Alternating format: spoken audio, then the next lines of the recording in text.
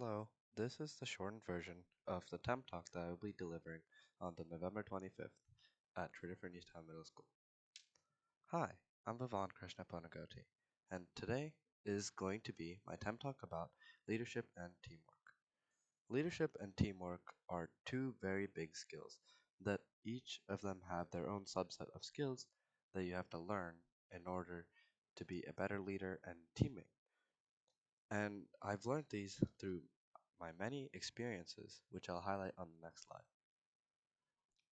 I've been through many things, and out of these, I selected four experiences that have defined me as a leader and as a team member. So, the first of these was Boy Scouts. I learned much of the leadership principles and concepts in Boy Scouts. It really helped me because I understood how to teach people who did not know as much as me through methods of teaching. One especially called the EDGE method, which I'll talk about later. Model UN was also instrumental as it helped me foster an interest in public dialogue and speaking in front of other people to express my opinions. And Sky Martial Arts doing Taekwondo helped me again to teach other people and be confident in what I know, and I became an instructor. I also could demonstrate my skills in the public without fear, and that's another thing, presentation skills. How to present yourself in the public and to set a good example. And those are all some pretty basic principles. And then Science Olympiad, I learned a lot of teamwork as I was kind of everywhere during Science Olympiad. Although I had committed to my partner, I eventually realized that I was doing too much because I was in over 7 events by the end of the beginning of the states competition, and those had been dropped down to 5. I've learned effective teamwork concepts through Science Olympiad and even earned medals at the states and invitational competitions. Moving on. One of the most important skills out of the ones that I'll be talking about will be how to teach someone. Because no matter how much you learn, it won't really matter unless you pass it on to somebody who also deserves to know, which is one reason why I'm doing this presentation. One way to teach a skill is using the EDGE method. The EDGE method is an acronym that stands for Explain, Demonstrate, Guide, and Enable. These 4 words are steps in the EDGE process. You first explain to them the skill that you're trying to teach. This is exemplified in scouting through the teaching of a basic knot called the square knot. In the square knot, you have to use a rope. You have to take 2 ends, take the left end, turn it over the right end, and then take the right end, and then make a knot over the left end and pull. And we first do this by explaining how the knot works, what it does. It conjoins 2 ropes. We demonstrate by showing them the left over right, right over left, and pulling tight. And then we guide them through it, making sure that if they make a mistake, we correct their hand posture and whatever went wrong, and if they make it a mistake. And then we enable them through reinforcement. If they make a mistake, then we correct it again, and once they finally know it, we have them do it again so that they can confirm that they know it. One concept in leadership that is very important to me is servant leadership. Servant leadership in its conventional form is not why it resonates with me. Servant leadership is a very effective example of setting the example. In servant leadership, you expect people to do what you do. So, you see in these 2 pictures that this is from a long time ago. I'm under a fallen tree and my brother is on it. This is showing how my brother, although he instructed me to stand underneath the tree, he didn't really do anything. And although this is just a photo, it clearly exemplifies that my brother was not being a good leader in this photo. And in the next photo, it shows me bowing with the team. I'm setting the example by showing that this is courteous after a performance and this is what you should do. and I did it with the team instead of standing off to the side or just instructing them to do it. And servant leadership to me is very important because if you don't set the example, then people won't have a path to follow. This is very important in any organization. Without a path to follow, all members will eventually just find their own path. This own path could be very different from the organization's main goals. And it's always important to keep a straight vision. And we'll learn about goal setting later and how to orient people towards those goals. Conflict resolution is another skill in leadership. If you lead a team, then you know that there's bound to be some arguments between the team members. One way to address this is the EAR acronym: explain, address, resolve. Just like the EDGE method, these three words are steps. You first explain here from each side what happened. So if someone starts arguing about something that happened at a playground, like, oh, he did this, but no, it's not my fault, that kind of thing, you just hear their sides. You don't want them to interrupt each other, you just want to understand what happened. And then you address the situation by reaching favorable terms for both of them. What went wrong? What could we do better next time? And who's at fault? And then we resolve by making everything, by settling the peace.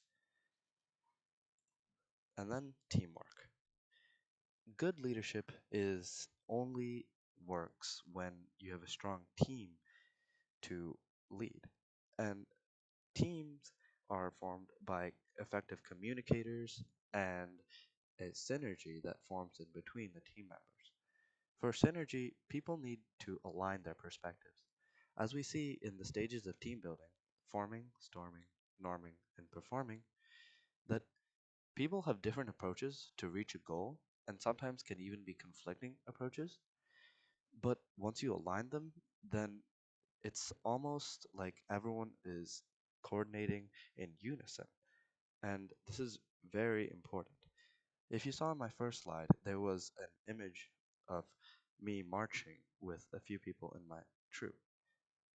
It is never good to be in the forming, storming, or norming approaches inside of a marching column because you are going to look very odd.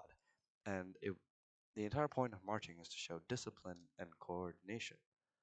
So these four steps of team building are important when analyzing what is happening with a team and how to move to the performing stage. This graph of team building shows you that different approaches often can be clashing. In the forming stage, people might not be knowing what they're doing, no central leadership or vision. In storming, people could be clashing about the approaches to reach. And then norming, where there are multiple approaches, but they are effectively working towards one common goal. And performing, when the entire team has one vision, one perspective to achieve a goal. The two images I included on the slide are examples of perspective. If you attend the TEM talk, then there will be a small exercise in which you talk with the partner to see which image that you see. In the first example of the duck slash rabbit, sometimes people see a rabbit because they see the eye in one orientation and they see the mouth and the two long ears of the bunny. But a lot of people also see the duck because they could see the eyes in a different orientation and how the duck has built. And then the other one example shows a fair young woman with a coat, or it could be a grandma wearing a sweater. It really depends on how you see it. Perspective is important in teamwork. You have to understand other people's perspectives so that conflicts don't arise. And if conflicts do arise, that's when you need conflict resolution. So, the most important pillar of leadership and teamwork is effective communication. The EDGE method, which is used to teach, is not really effective until you can communicate what you're trying to say. Without an explain and demonstrate, there is no teaching in EDGE. So that's why we need to communicate effectively. So this is just a small demo that would happen at the TEM talk. Please attend.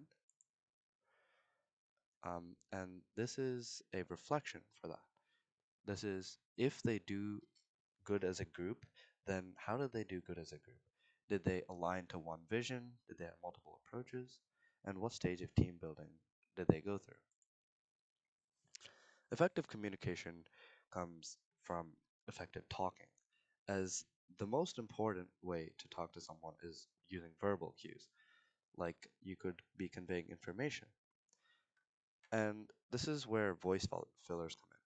Voice fillers are often used when someone is not particularly confident about a topic or they have something else in mind and are unable to completely express what they're thinking about. Hand gestures are also important in conveying your thoughts, as hand gestures demonstrate how confident you are in a topic or in what tone or mood you're setting the topic. It's good to be expressive, but you should never be flailing your arms around. There's always a neutral position where you have to slightly spread your legs to a shoulder position and your arms out as if you're opening the floor to other people to understand. You never want to cross your arms and put your hands in your pockets. Those two are the worst ways to communicate to someone. Goal setting. When it comes to teamwork and leadership, you need to have a central goals. But these goals can be at times tough to set and tough to reach. And to address this, we have an acronym SMART goals. SMART goals is an effective and very widely communicated approach of setting goals. S stands for specific, M stands for measurable, A is attainable, R is relevant, and T is time bound. It's very self explanatory. For specific, you can't just say, I'm going to get strong. What does that mean? Are you going to be able to lift 130 lbs by the end of the month? And measurable is, can you measure this goal? Again, if you want to be strong, how are you going to measure that? Are you going to measure that by like how many push-ups you can do or what? And attainable. Is it really attainable to be able to achieve that goal in the time frame that you set for yourself? Do you think it's possible? This could go back to the weightlifting example. It's not like someone who lifts 10 lbs one day can suddenly lift 100. They have to set a goal that they can actually achieve. Relevant. Does it actually matter? The question below relevant says, does it contribute to your agency's revenue growth? This is more in a organizational mindset, but when you're talking in terms of a person, then relevant is like, does it actually matter to them? Do they care enough about this goal that they're willing to put in the effort? Then there's time bound.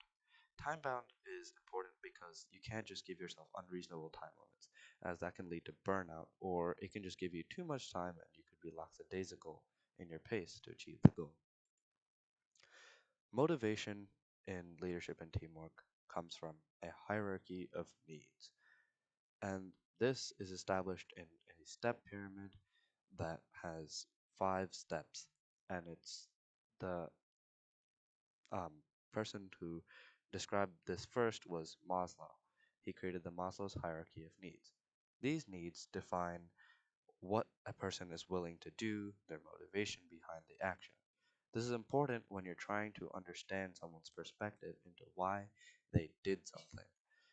And the bottom, it goes upward. So you can understand that the first instinct of a reaction is physiological needs. We drink, we breathe, and we eat because we need to do that to live. Physiological needs. Safety needs. We work so we get money so that we can find a house so we can live. Those are very basic things. Then love and belonging. Everyone wants to find a community where they are understood. So this is belonging to love and belonging. And then esteem. Everyone has a self image, and the self image comes from things that they view themselves as, the attributes. And their self image is really dependent on other people too, as peers can definitely shape your self image. Self actualization is the last and highest step on the Maslow's hierarchy of needs. After all of these needs are met, then someone goes to self actualization. This is a priority in which someone is going to do a action and why they're motivated to do it. So we must understand the Maslow's hierarchy of needs if we want to align people to the goal by giving them a path of least friction by addressing their needs. and then visual aids. This entire presentation has not contained too much text as compared to other presentations I've seen. And the one reason behind it is because when you're presenting, you want to be confident about something. And although I'm not the best person at talking about leadership and teamwork, I know enough of what I'm talking about to be able to talk without notes, to be able to talk without a bunch of text paragraphs. I really don't like when people put paragraphs on PowerPoints because what's the point of presenting? Why are you trying to convey ideas when they can just read off of the presentation? So, the first and most important thing when you have visual aids is big ideas. You highlight what you're talking about. Throughout this entire thing, I only put big images of the central idea on most of these slides. That's because what I'm trying to convey is very central to that slide. Simplicity. If you have too much things on your slide, too much eye candy, or too much words, then it can be too much information to process sometimes. So you want to make it very simple so that people pay attention to what you're saying instead of trying to interpret what they're seeing and what they're hearing at the same time. And it also has to be eye grabbing, but it shouldn't be too eye candy so that they divert their attention from you to the presentation. You want to set it eye grabbing in a way that focuses what they're thinking onto what you're trying to put on the table for them.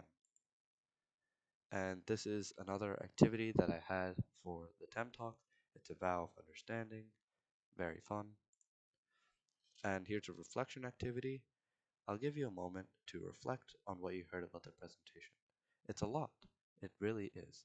And I learned this over my journey of 3 or 5 years, and I've all put it into mostly just a 8 slide presentation, and it's sometimes daunting to process all this information. If you've reflected, then it's time to congratulate yourself. Congrats on listening to the presentation. Congrats on trying to understand what you've just heard, because this is all important information that you could use in your life. And I admit, I'm not perfect either. And I'm also incorporating this advice into my life every day. Even this weekend, I've had so many connections with what I've just learned, and I'm sure that I'm going to change these slides again. And I only got a week until the presentation. So, this is why you need to pay attention to all these concepts. But the most important thing is applying them in your life, because knowing them isn't all that useful until you teach someone and until you apply it. Thank you.